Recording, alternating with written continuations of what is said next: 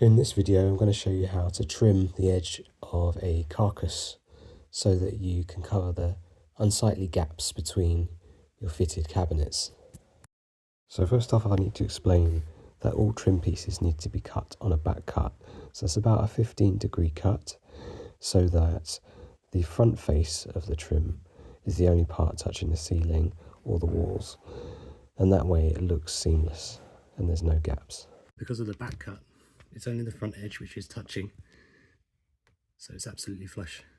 Right, so this is a way to scribe to the wall, which in simple terms means that we cut this trim so it follows the profile of this wall, because it's not perfectly straight, it's got undulation. We want to map that to the undulations of the wall so there's no gap. Again, we use a back cut which gets it really flush against that wall, but there's a little bit of a trick here to get that cut.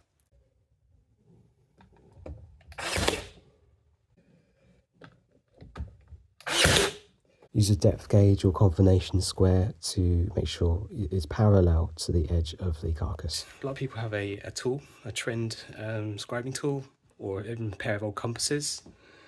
I use a biscuit because it's got a little point on it, and I'm just going to cut that biscuit and use it as the scribe jig.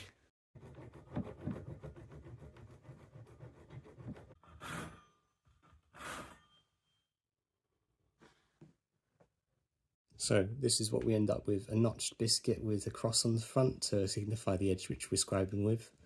The pen goes in the notch.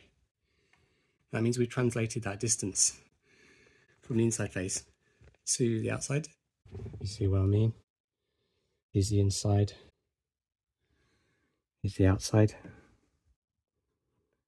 So we're translating that distance over to here.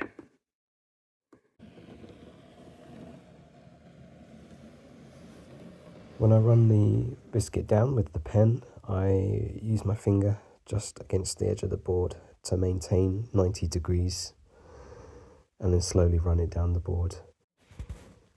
Obviously you're going to have to cut your trim using a jigsaw at a 15-degree angle.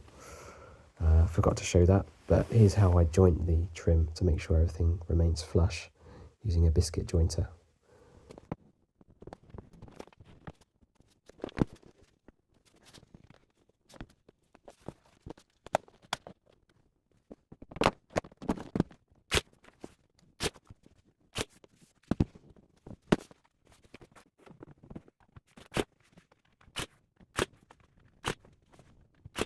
Now that scribe's looking, you can see how out of level that ceiling is. Over here we've got like 65 mil, over here we've got about 50 mil. So a bit gappy around the middle, but it's going to be painted over, it's fine. The scribe's pretty nice down this side. So that's all of the main carcass done now. We just need to add some cheeks for the drawers, put the doors in, build the drawers, slide them in.